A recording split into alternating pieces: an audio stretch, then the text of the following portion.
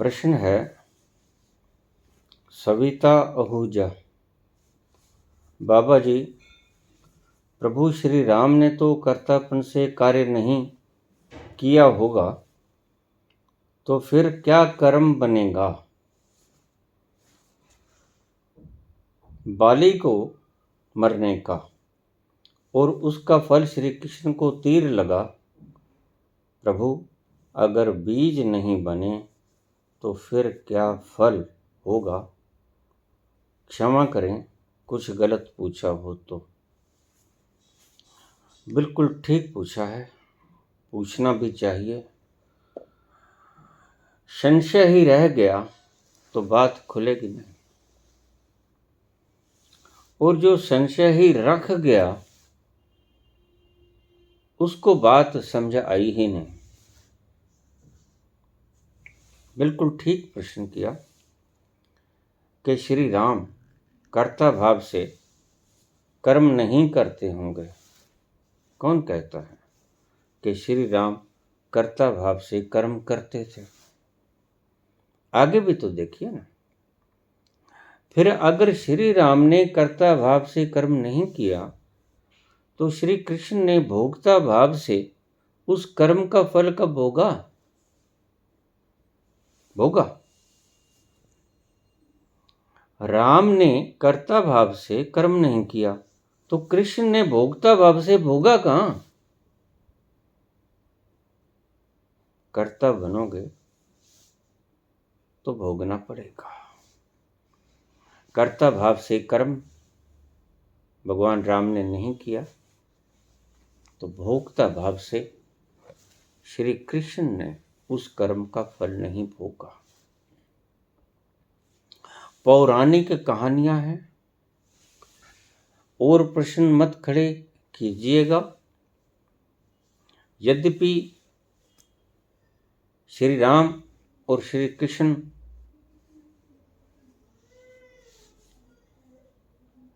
एक ही व्यक्ति के दो अवतार नहीं हैं,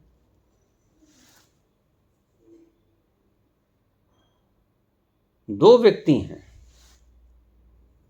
श्री कृष्ण श्री राम के अवतार नहीं हैं, ये समझ लेना। लेकिन हमारे पुराणों में जैसी बात लिखी है वह समझाने के लिए है। मत्स्य अवतार, कूर्म अवतार, मैंने आपको पहले इनके सबके फंक्शन बताए थे। मछली तो अवतार हो ही नहीं सकती ना, कछुआ भी अवतार नहीं हो सकता। लेकिन उसके भीतर का रहस्य क्या था ये मैंने आपको समझाया। ऐसे ही राम तो अपनी धाम को चले गए, सरयू में जल समाधि ली, अपने धाम में चले गए। फिर कृष्ण बनकर कौन आया? जब धाम में चले गए बात खत्म हो गई। कृष्ण बनकर अवतार वही अस्तित्व आया। अगर देखा जाए तो बात एक ही, कूर्म अवतार भी उस अस्तित्व का है, मत्स्य अवतार भी उस अस्तित्व का है, राम अवतार भी और कृष्ण अवतार भी, और जो कोई अवतार होंगे, बुद्ध अवतार वगैरह वगैरह, सभी अवतार उस अस्तित्व के अवतार हैं। लेकिन यहाँ मैं अवतारों की बात समझा ही नहीं रहा हूँ, मैं सिर्फ आपको एक्शन रिएक्शन की बात समझा रहा हूँ। कर्ता भाव से कर्म नहीं किया राम ने, साक्षी हो गए थे, तो भोक्ता भाव से फल भी तो कृष्ण ने नहीं भोगा। वक्त आया, मालूम था कि जरा नाम का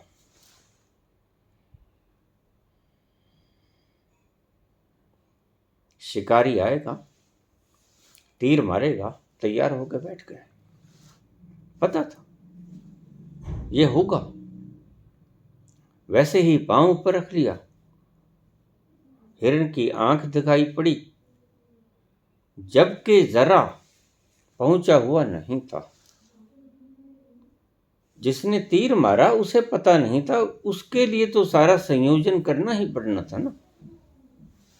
ये समझाने की बातें हैं शास्त्र की बातों को, लेकिन इसमें जो चीज तथ्यात्मक रूप से उभर के बाहर आती है वो है कर्म और भोग का विचार, कर्म और कर्म फल का विचार। कर्म अगर आपने साक्षी भाव से किया तो कर्म फल भी आप साक्षी भाव से ही भोगोगे।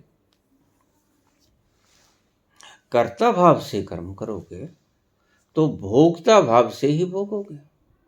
यही है मतलब कुल कहने का, और इसका कोई अर्थ नहीं।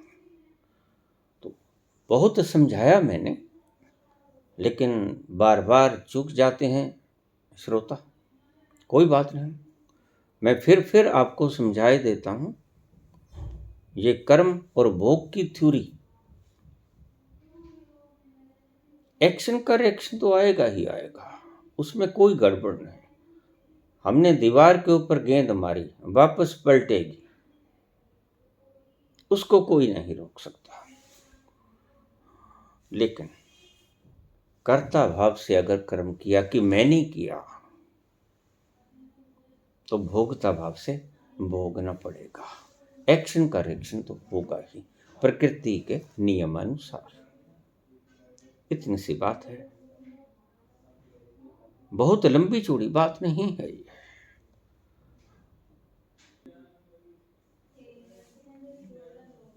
एक और प्रश्न है छोटा सा। बाबा, मुझे 29/10/22 को 9 बजे अनुभव हुआ।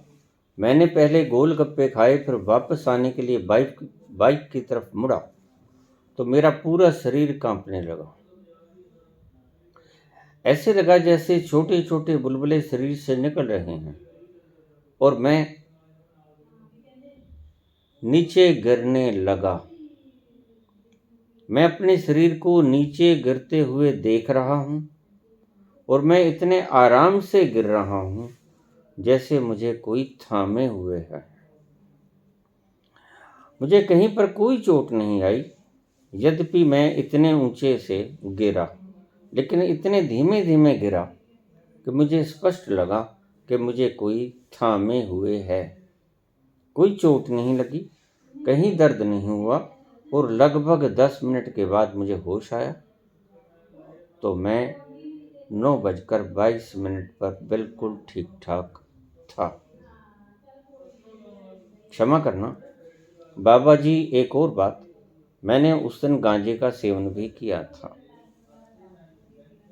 अब आगे बंद कर दूंगा।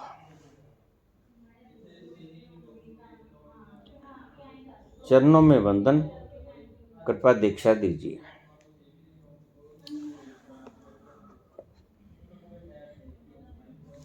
गांजे का सेवन आपको पूर्ण सतोरी की झलक आपको नहीं दे पाएगा। मैंने जिस दिन ये प्रवचन कहा था उस दिन आपको आगाह किया था कि सतोरी की झलक के लिए हल्की सी सतोरी की झलक, कि मैं कुछ नहीं करता हूं, करने वाला वो परमपिता परमात्मा है। कोई और हाथ है विशाल जो इस सारी सृष्टि को नचा रहे हैं, चला रहे हैं। एक छोटा सा रेत का कण, उसके भीतर भी एटम है और भीतर इलेक्ट्रॉन प्रोटॉन न्यूट्रॉन बड़ी तेज गति से, बिजली की रफ्तार से गतिमान है। इतनी गति कौन दे रहा है इन्हें? दीवार शिथिर लगती है, शिथिर है नहीं। इसके भीतर की संरचना को आप तोड़ के पाओगे। जैसे ही एटम को तोड़ा गया तो इलेक्ट्रॉन प्रोटॉन न्यूट्रॉन और इतनी तेज गति से घूमते हुए सहसा वैज्ञानिकों को विश्वास ही नहीं हुआ। ऐसा ही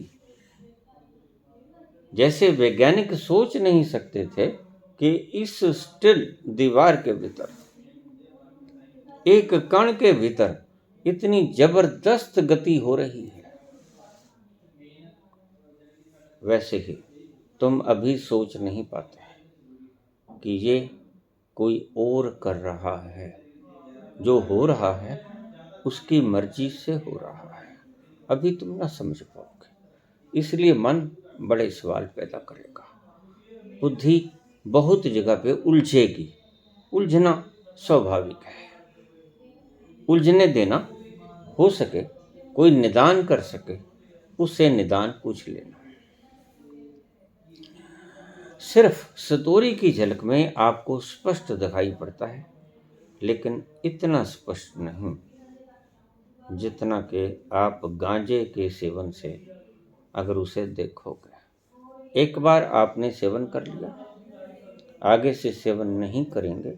मैंने इसीलिए आपको, भगवान शंकर के हाथों में बहुत से प्रश्न आए थे मेरे पास कि ये गांजा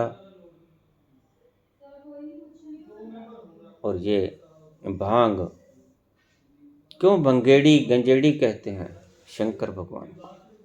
उसका रहस्य समझाने के लिए मैंने बात की थी, इसीलिए नहीं कि आप भी भंगेड़ी और गंजेड़ी बन जाओ।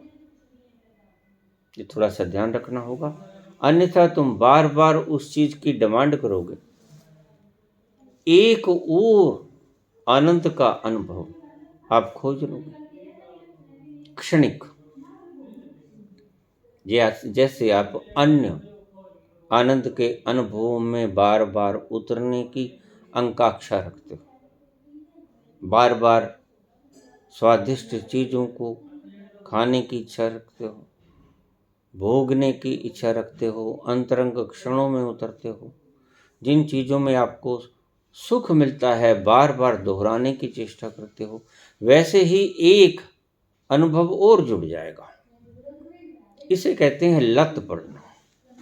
लत पड़ जाएगी आपको, जो कि जिसके परिणाम हानिकारक होंगे। मैंने आपको इसीलिए इसका रहस्य समझाने के लिए बताया था, इसीलिए नहीं कि आप इसका बार बार सेवन करना शुरू करते हैं। तो आपने लिखा कि आगे से सेवन नहीं करूंगा, एक बार सेवन कर लिया, बिल्कुल ठीक, ऐसा ही करना। लेकिन गांजे के सेवन से या भांग के सेवन से जो आपको सतोरी दिखेगी कि मैं नहीं कर रहा हूं, ये तो कोई और हाथ कर रहे हैं, बस इतना सा दृष्टांत ले लो तो भी सहायक है। लेकिन ये सतोरी फॉल्स है। सतोरी भी दो तरह की होती है। एक तो तुम्हें जो सतोरी दिखी, अन्य भी कई व्यक्तियों को सतोरी इसी तरह की दिखी गांजे और भांग के सेवन से, लेकिन इसकी लत मत डाल लेना, ये नुकसानदायक भी हो सकती है। एक सतोरी की झलक मिली बाबा नानक को, तेरा तेरा तेरा, वो असली सतोरी की झलक थी, बिना किसी नशे के सेवन से। वो सतोरी की झलक में जाने का प्रयास करो। कैसे जाओगे? ध्यान के उन अंतरंग तलों को छू के, ध्यान में गहरे उतरने की कला सीख के। जैसे जैसे गहरे उतरोगे आपको सतोरी की झलकें मिलनी शुरू हो जाएंगी। सो ठीक, बिल्कुल ठीक दिखा जो दिखा, लेकिन वो बेहोशी में दिखा। बेहोशी में दिखने का अर्थ यही है कि आप आधा सोचोगे कि ठीक था, आधा सोचोगे कि गलत था। आप उलझन में फिर भी उधेड़ बुन में बने ही रहोगे। लेकिन जो बाबा को झलक मिलती है, गुरु नानक को जो झलक मिलती है, उसमें कोई शक की गुंजाइश नहीं रहती। वो है असली सही सतोरी, शुद्ध सतोरी। वो मिलेगी आपको ध्यान में, अपने ही भीतर गहराइयों में उतरने से। वहीं रिद्धियाँ, वहीं सिद्धियाँ, वहीं सब कुछ मिलेगा। बार बार मैं कहता हूँ, इन रिद्धियों और सिद्धियों में उलझ मत जाना, अन्यथा तुम भी इकट्ठ कर लोगे लाखों लोगों का, और उससे आपको अपनी मंजिल न मिल पाएगी। आप भी बहकोगे, दूसरों को भी बहका दोगे। ना अपना वक्त खराब करो, ना दूसरों का वक्त खराब करो। सो सतोरी की झलक अगर किसी द्रव्य की, ड्रग के सहारे से ली जाती है तो वो सतोरी की झलक असली नहीं होती। जैसे समाधि की झलकें भी मिल जाती हैं एलएसडी वगैरह के प्रयोग से, लेकिन वो समाधि की झलक असली झलक नहीं होती। जैसे ही एलएसडी का प्रभाव समाप्त होता है, आपको पक्का नहीं होता कि ये हमने अनुभव किया, और पक्का ना होना आपको तब्दील नहीं कर पाता। ये बात समझ लेना। पक्का पक्का जब साफ दिखे कि उस पर्दे, झीने झीने पर्दे से बिल्कुल पार वो देखो बैठा परमपिता परमात्मा, साफ साफ दिखे, ये पर्दा हट जाए, ये घूंघट उठ जाए, और जैसे ही ये घूंघट उठेगा वैसे ही पिया का मिलन हो जाएगा।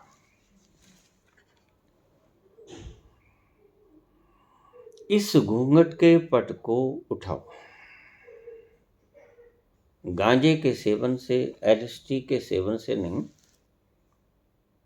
अपनी ही ऊर्जा से आत्यंतिक प्रवाहित हो गए, अपने ही भीतर उस ऊर्जा को प्रवाहित करके, इंद्रियों की तरफ ऊर्जा का प्रवाह रोक के, उस ऊर्जा को इकट्ठे करके, कंडेंस करके, उस ऊर्जा का इस्तेमाल करो बहिर्गमन करने के लिए नहीं, अंतर्गमन करने के लिए। और जैसे ही आप उसका अंतर्गमन करोगे, आप धीरे धीरे भीतर के आनंद में मस्त होगे। और वो मस्ती ऐसी है, वो लत ऐसी है जो किसी कीमत पर छोड़ी ही नहीं जा सकती। जिन्हें नशे जहान दे उतर जान प्रभात, नाम खुमारी नानका चढ़ी रहे दिन रात। वो नशा ऐसा, वो मस्ती ऐसी, जरूर ऐसा, वो मदहोशी ऐसी कि कभी नहीं उतरती, बस एक बार पीनी पड़ती है। उस मैं को एक बार गटकना होता है, बार बार नहीं। रोज आपके कदम मैखाने की तरफ नहीं उठेंगे। सो इस अनुभव को जागृत अवस्था में देखो, मूर्छा में नहीं। मूर्छा में देखने का फल तो होगा थोड़ा, लेकिन किंचित मात्रा। वो आपको कहीं भी बहका सकता है। जैसे आपकी मान्यताएं कोई भी तोड़ देता है, ऐसे ही आपकी मान्यताएं, किसी ने भी कहा कि आपका ये तो हेलुसिनेशन था, आपका मन टूट जाएगा। पक्का नहीं है, लेकिन सतोरी की झलक जिसे मिल गई, संबोधि की झलक जिसे मिल गई, समाधि में जो उतर गया, वो कोई हेलुसिनेशन नहीं है। लाख लोग दुनिया पुकारती रहे, ये भ्रम है, ये जाल है, ये माया है, लेकिन आप बिदकने वाले नहीं हो, क्योंकि आपने घूंघट का पट उठा के उस पिया के दर्शन कर लिए हैं। घूंघट के पट खोल रे, तो है पिया मिलेंगे। घूंघट के पट खोल रे, तो है पिया मिलेंगे। कटुक वचन मत बोल रे, तो है पिया मिलेंगे। घूंघट के पट खोल रे।